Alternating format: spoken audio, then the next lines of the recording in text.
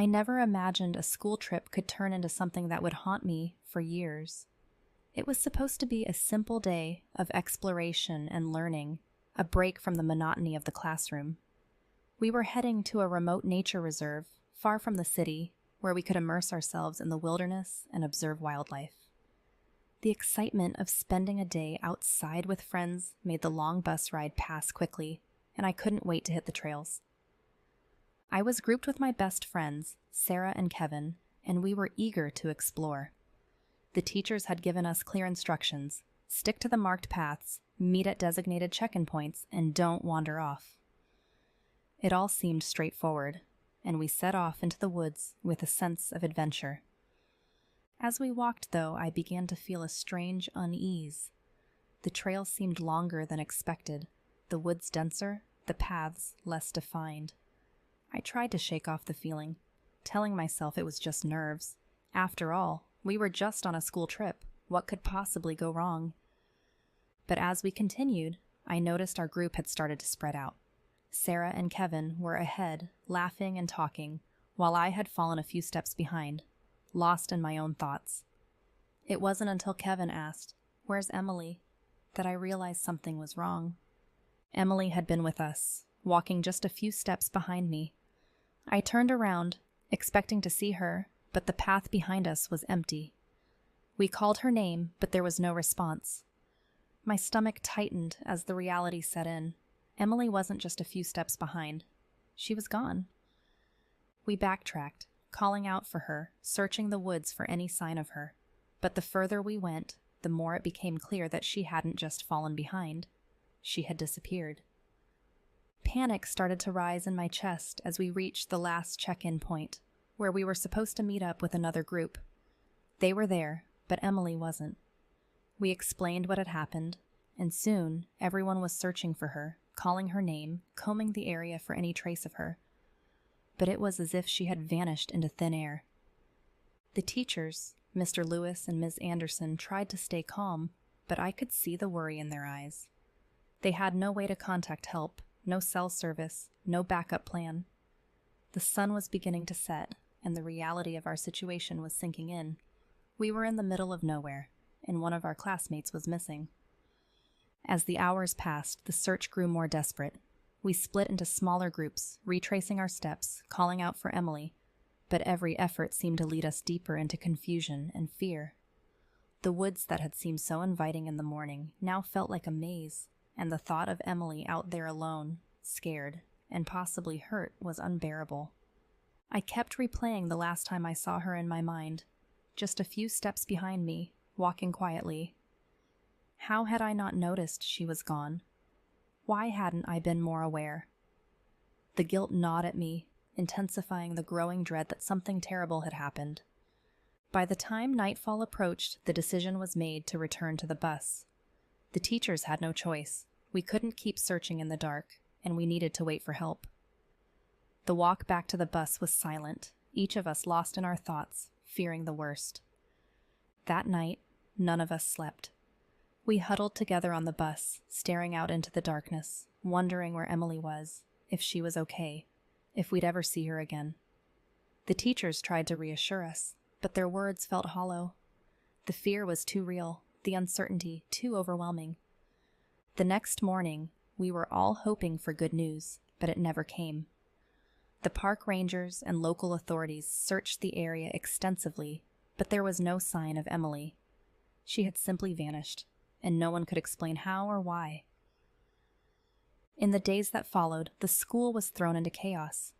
Emily's disappearance was a shock to everyone, and the blame quickly fell on the teachers for not keeping us safe, for not being better prepared.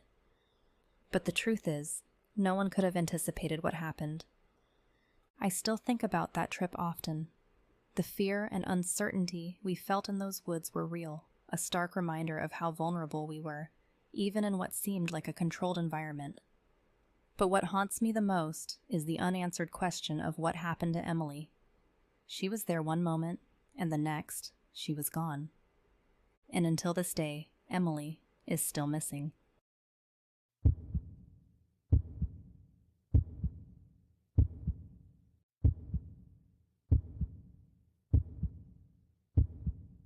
Lockdown drills were part of our routine at school. We had them so often that most of us barely paid attention anymore. It was just another chance to avoid class for a few minutes, to joke around with friends in the dark while the teachers tried to maintain some semblance of order, but this time, things didn't go as planned. The drill was scheduled for the middle of third period. I was in the middle of math class, doodling in the margins of my notebook, when the intercom buzzed to life, announcing the drill. Mrs. Thompson calmly instructed us to move to our designated spot, away from the windows, where we were supposed to stay silent until the all-clear was given. As everyone else huddled together, I realized I had left my phone in my locker. I knew I wasn't supposed to leave the classroom during a drill, but I figured I could slip out and grab it quickly without anyone noticing. The thought of being without it for the rest of the day was enough to make me take the risk. The hallways were empty as I made my way to the locker area, moving quickly to avoid being seen. I grabbed my phone and was just about to head back when I realized I'd taken a wrong turn. I found myself in a part of the school I rarely visited, where the older classrooms and storage rooms were. I paused, trying to figure out the quickest way back, when something caught my attention, a low voice coming from one of the rooms just ahead. I stopped, listening. It didn't sound like a teacher or a student, and I couldn't make out what was being said.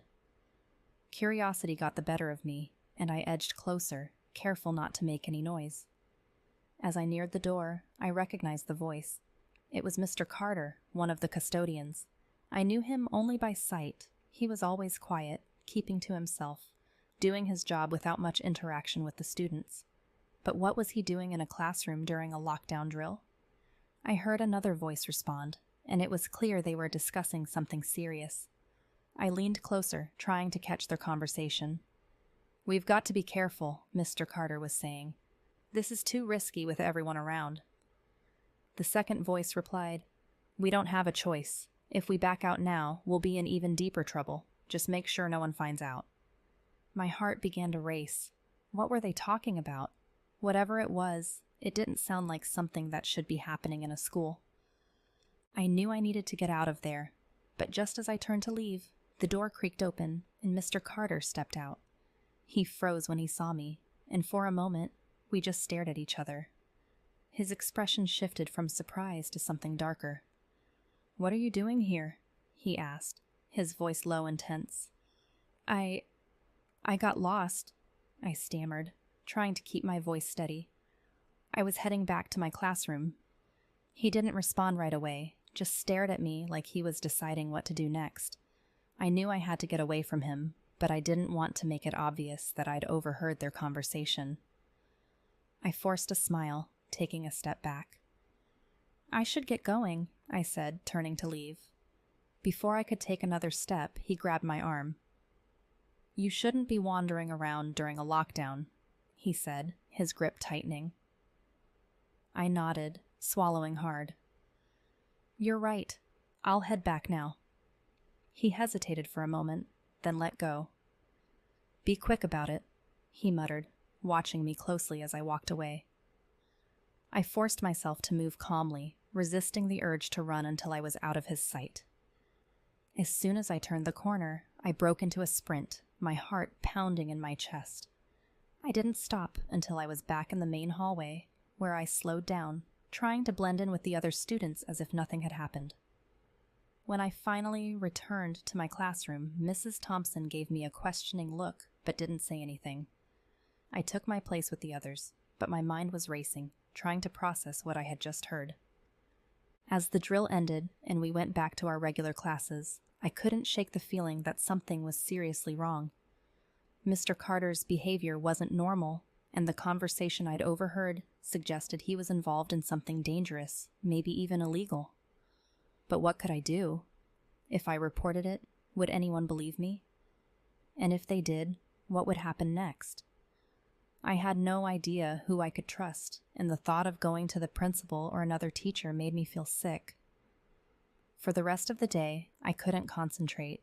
My mind kept replaying the scene in the hallway, Mr. Carter's voice echoing in my head. I was sure that whatever was going on, it wasn't something that should be happening in a school. But how could I prove it? The next morning, I decided I couldn't keep this to myself any longer. I went to the principal's office before class, my stomach in knots. When I sat down with the principal, I told him everything, how I'd gotten lost during the drill, overheard the conversation, and my suspicion that Mr. Carter was involved in something dangerous. The principal listened carefully, his expression unreadable. When I finished, he nodded slowly. "You did the right thing by coming to me," he said. "We'll look into this matter immediately." I left the office feeling both relieved and anxious, wondering what would happen next. I didn't see Mr. Carter for the rest of the day, and by the end of the week, rumors were spreading that he had been placed on leave. The school never officially confirmed anything, but I heard whispers from other students that the police had been involved. Whatever Mr. Carter was up to, it was clear that it wasn't something he wanted anyone to know about. I never found out the full details, but I didn't need to.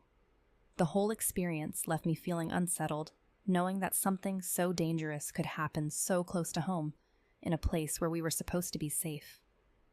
It's easy to forget that even in the most familiar places, there can be hidden dangers. Sometimes it's not the dark, deserted streets you need to worry about, but the people who walk beside you every day, hiding their secrets just out of sight.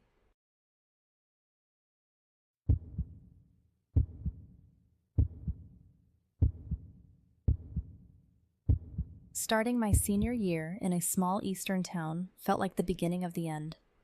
College applications were looming, and the pressure was on to maintain my GPA. History had always been my weak spot, so when Mr. Ruby, our history teacher, offered to tutor me, I jumped at the chance.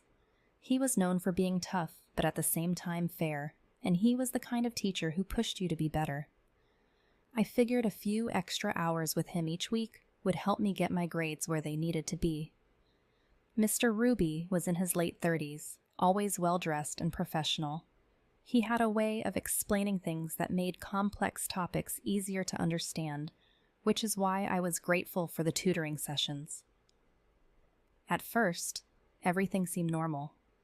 We met twice a week after school, and he'd go over the material, clarifying anything I didn't understand.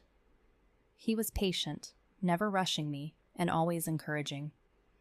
But as the weeks passed, I began to notice little things that made me uneasy. Mr. Ruby started to ask questions that didn't seem related to history. He'd ask about my hobbies, where I liked to go after school, or who my friends were. At first, I thought he was just trying to be friendly, to connect on a personal level. But his interest felt a bit too intense, like he was prying into parts of my life that weren't any of his business. One day, during a tutoring session, Mr. Ruby got a phone call. He quickly silenced his phone, but not before the screen lit up, and that's when I saw it. His wallpaper. My breath caught in my throat as I realized it was a photo of me.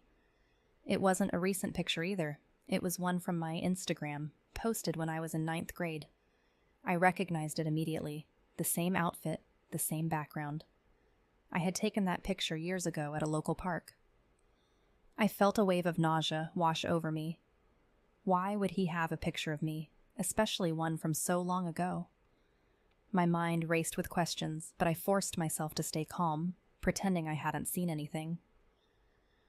I quickly made an excuse to leave, saying I had other homework to finish. As I gathered my things, I could feel his eyes on me, watching my every move. That night, I couldn't sleep. My mind kept replaying the moment I saw that photo on his phone. The more I thought about it, the more things started to add up. His personal questions, the way he always seemed to know where I was, the subtle comments he'd make about things I hadn't told him. It all pointed to one horrifying conclusion. Mr. Ruby had been stalking me, and not just recently. He had been watching me for years. The next day, I tried to avoid him at all costs. I skipped our tutoring session, claiming I wasn't feeling well. But he sent me an email later that evening, asking if everything was okay, saying he was worried about me. His concern felt anything but genuine. It felt like he was trying to keep tabs on me, to make sure I wasn't telling anyone. I confided in my best friend Sarah the following day. I showed her the email and told her about the photo. She was horrified and insisted I report it to the school immediately. But I was scared. What if no one believed me? What if he somehow turned it around on me, made it seem like I was the one in the wrong? But Sarah was right. I couldn't keep this to myself. I went to the principal's office, hands shaking as I explained everything. I told him about the photo, the personal questions, the way Mr. Ruby had been acting. To my surprise, the principal took me seriously. He assured me they would look into it and told me to avoid any further contact with Mr. Ruby. The following days were nerve-wracking. I had no idea what was going on behind the scenes, but I noticed that Mr. Ruby wasn't at school. Rumors spread quickly, whispers about him being under investigation, about other students who had noticed similar behavior. It turned out I wasn't the only one he had been targeting. Other girls came forward with stories of uncomfortable encounters, of inappropriate comments and strange behavior. The police were eventually involved, and it wasn't long before Mr. Ruby was arrested. They found more photos on his phone and computer, not just of me, but of several other students as well. He had been stalking us for years, collecting photos and information, all while hiding behind the guise of a respectable teacher. The news shook our small town to its core. Parents were outraged, students were shocked, and the school administration faced harsh criticism for not catching the signs sooner. As for me, I was left reeling from the betrayal. The thought that someone I had trusted, someone who was supposed to help me, had been secretly watching me for years was something I struggled to process. In the end, Mr. Ruby was sentenced to prison for his crimes, but the impact of what he did stayed with me long after the trial was over. It took a long time to rebuild my sense of security, to feel safe again in places I once took for granted. Looking back, I realize how important it is to trust your instincts.